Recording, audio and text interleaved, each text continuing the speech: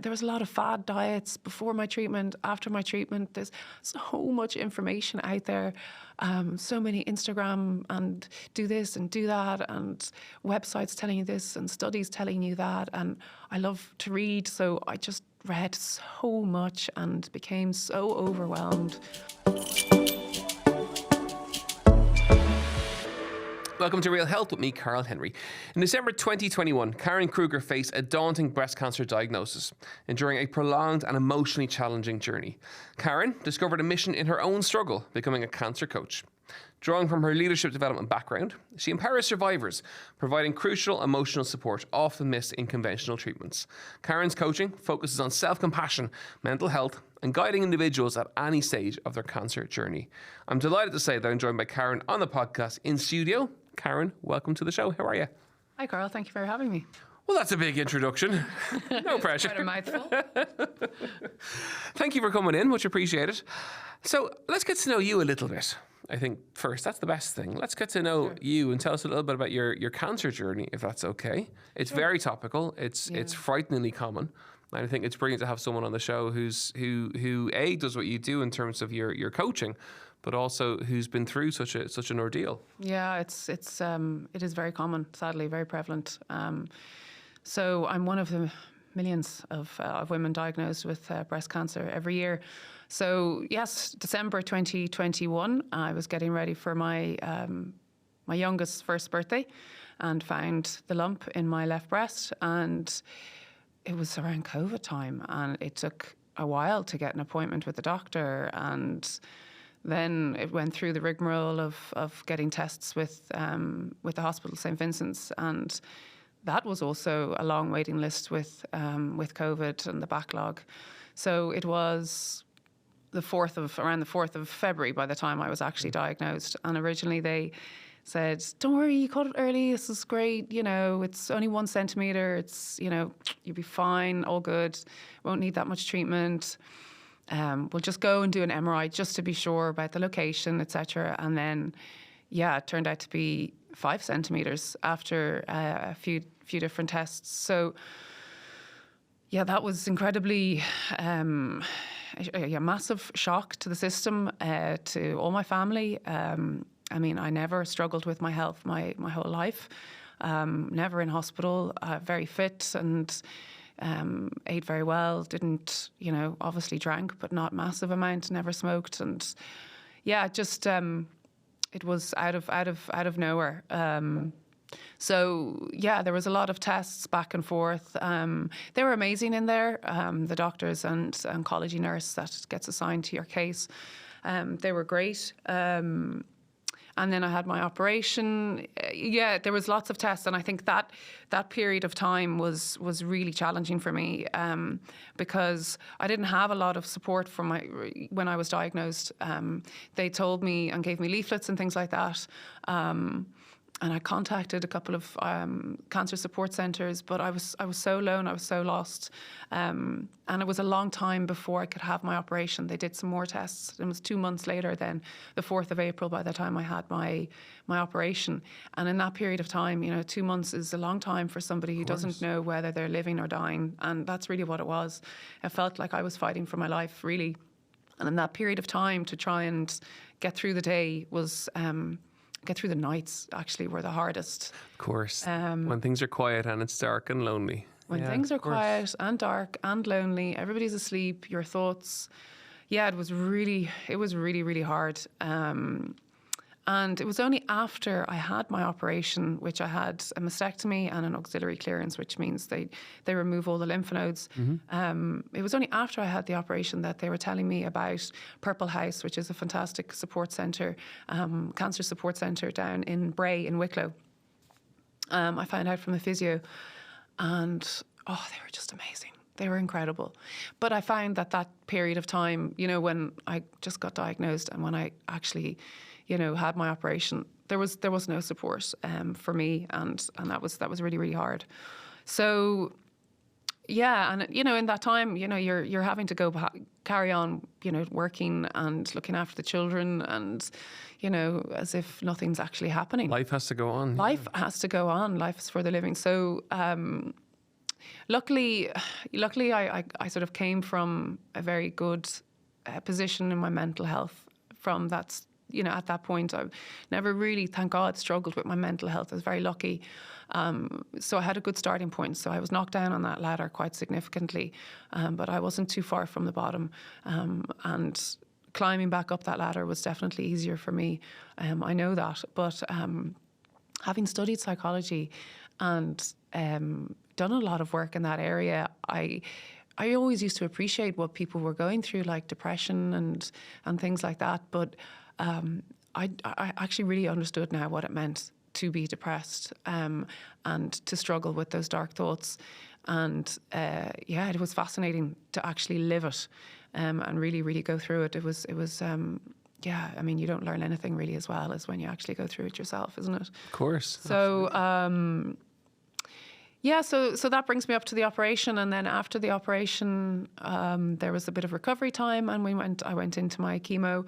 I had 8 rounds of chemo, a lot of chemo, and then 5 weeks of radiation. So that was not nearly as bad as the chemo. The chemo was horrific. But the radiation was every day in the car going into Vincent's, and it takes time out of your day, and you want to get on at that point. You're finished sort of chemo, and you don't understand what's going on. So why do I have to actually continue going in? So that was 5 long weeks,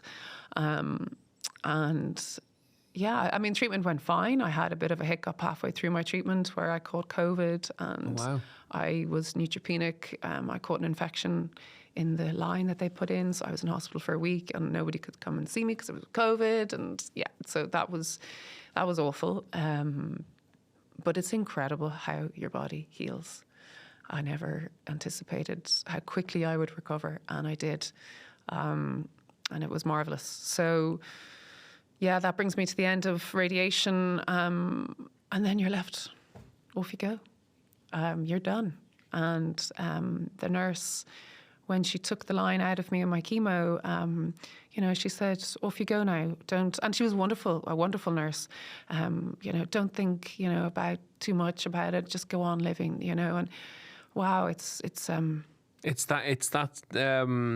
simple is probably the wrong word, but it's a very simple conversation after an incredible journey.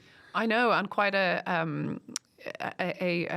not a frivolous thing to say, but you know what I mean. It just was very interesting that she said something like that, because really it wasn't. I couldn't let it go. It changes your life completely. You're never really the same again. We all evolve, so there is a theory that you're going to evolve anyway. But things are very different. You definitely have a different lens, for sure. You prioritize differently. Your health is different. Your negative thoughts are there. It's all can be very all-consuming. I can only imagine. And then when you finish treatment, like I said, then that's it. They sort of just leave you off, and that's where I was quite confused about what to do, and where and what and how and why and how long did it take you to come to terms with that it was you were on your own now from a medical perspective? It took a good few months, because physically you look fine. Okay, obviously my hair was growing back, so I didn't really have a whole lot of hair, so I didn't look great there. But everything else, you're done treatment, you're not in the hospital every day.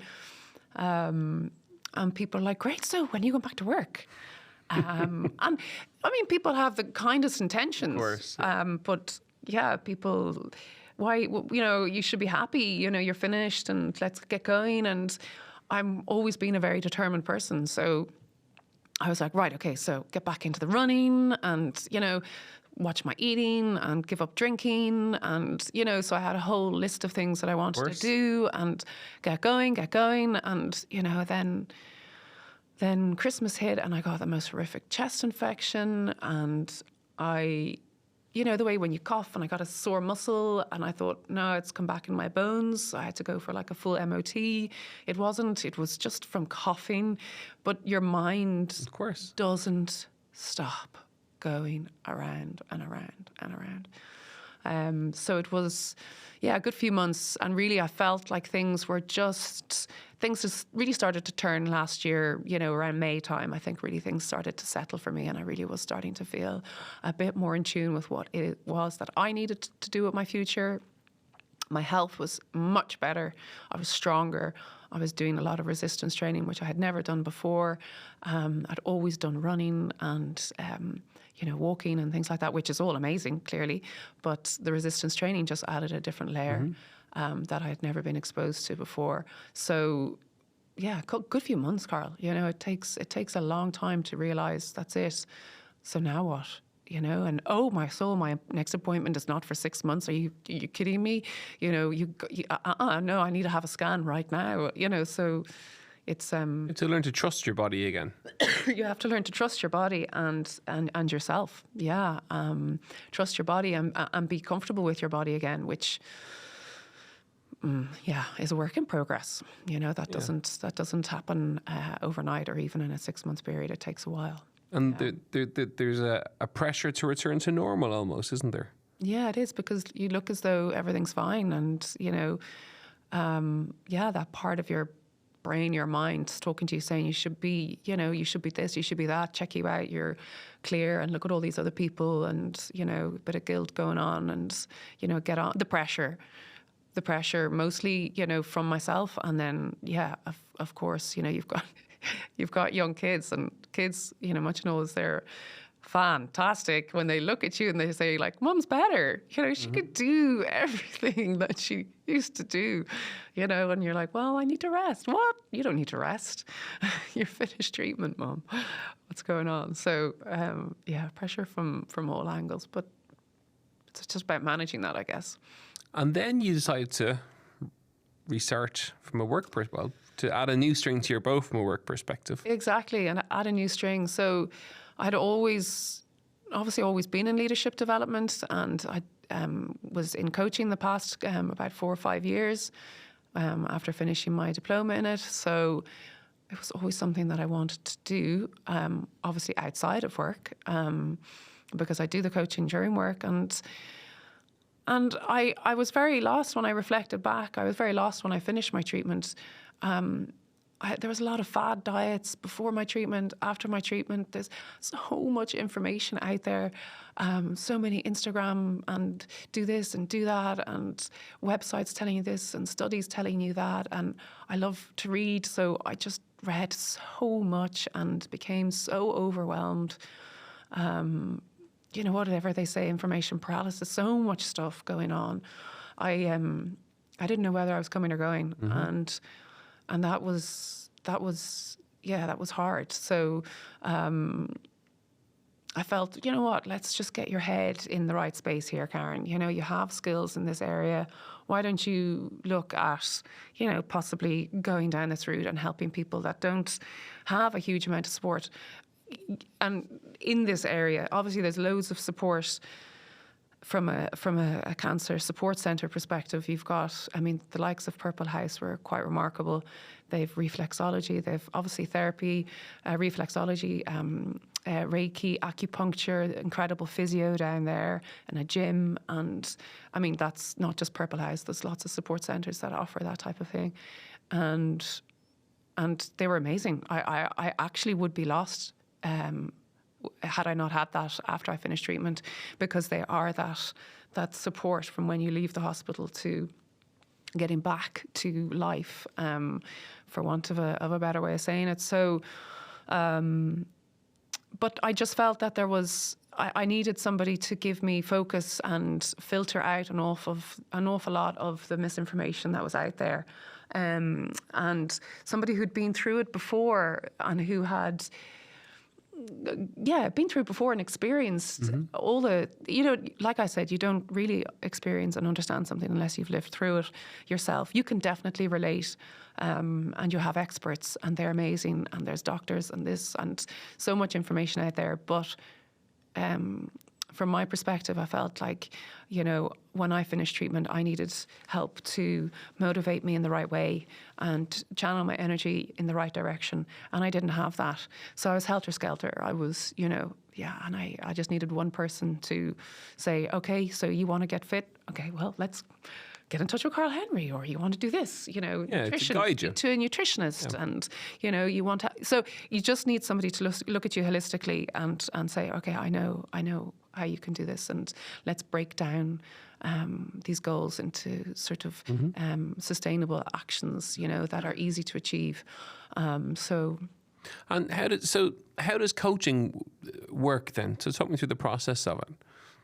It's very similar to your standard coaching. So I'm helping somebody sift through an awful lot of the fog that's in their mind, and create those sustainable actions that they can slowly work on and create sense of clarity.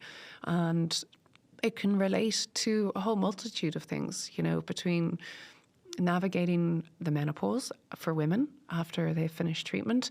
It can be trying to figure out a better sense of well-being, a better sense of mental health. It can be, what work do you want to do? A lot of people change jobs and things like that after they finish treatment. And just trying to feel like they can gain a bit of inner strength and get themselves back to the way they used to be, at least as much as they can, and as close to it as possible. So the coaching provides that safe space and that area, that safe space for them to really reflect on and make sense and create a plan and provide that bit of motivation that a lot of people struggle with, especially coming out of something as horrific as cancer treatment. And do you find it rewarding?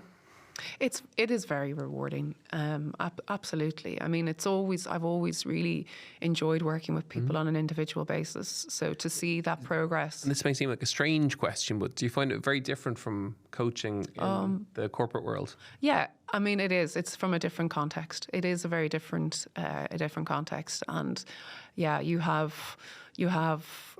Yeah, it's a different way of looking at it, right? So you've got real challenges when somebody comes out of a cancer. And I suppose with respect, you have real challenges also in the business. So it's a different context, but a different perspective. It's very rewarding. And, if you can just help one person, it makes, I'm sure in your line of work, it's the same. If you can make a difference with just one person, it's quite remarkable. So I really, really enjoy it. And what are some of the common examples that cancer patients kind of struggle with post when post diagnosis? Yeah, a lot of people. I suppose the strong one is fear of cancer recurrence. Of course, yeah. It's confusion about how do I eat healthy. Although I'm not a nutritionist, I certainly can point them in the right direction and have those conversations and create that clarity. Because social media is full of a lot of stuff, frightening information. It's full of a lot of frightening information. Of course it is, yeah. So fear of recurrence, wanting to do things differently because, maybe the stress that I had before has contributed, might not cause, but contributed to the health situation. So how do I manage that stress? So the coaching will do that. Will help come up with strategies and practices and new ways of living to help manage that stress. Anxiety around scan anxiety. A lot of different things, and like I was saying, work-related stuff as well. So how do I navigate work, knowing all the new information and being a new person, really? Presumably, the coaching process takes time. Of course, it doesn't happen within a week. It doesn't happen, or whatever. It's an evolving process. Yeah, you're creating new practices. So it's not just about exploring the mind. Which there's a huge aspect to the coaching is where you do find, you need to explore your mind, you need to understand where I came from to where I am now. Because then when you're creating actionable goals that have to match the individual. So you've got this whole exploration aspect, which takes time.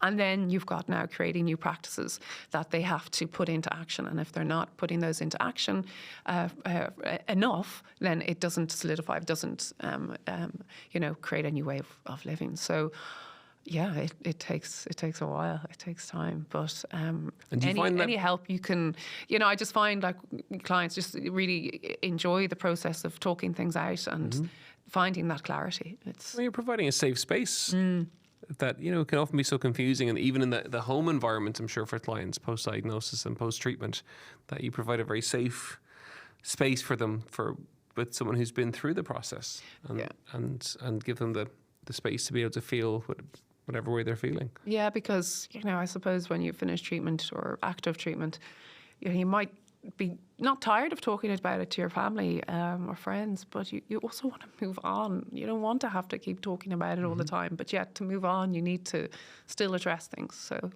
course. Tell me about the Gift of Time fundraising campaign. So, I work as I'm helping the Breast Cancer Ireland as an ambassador for them. So they contacted me last summer about it, and I've written in my story to Breast Cancer Ireland, and they wanted to use that as inspiration for the Gift of Time ad campaign, and Nikki contacted me about that. So it was designed around my story, which I had reflected on one night when I was telling you in between that period of diagnosis.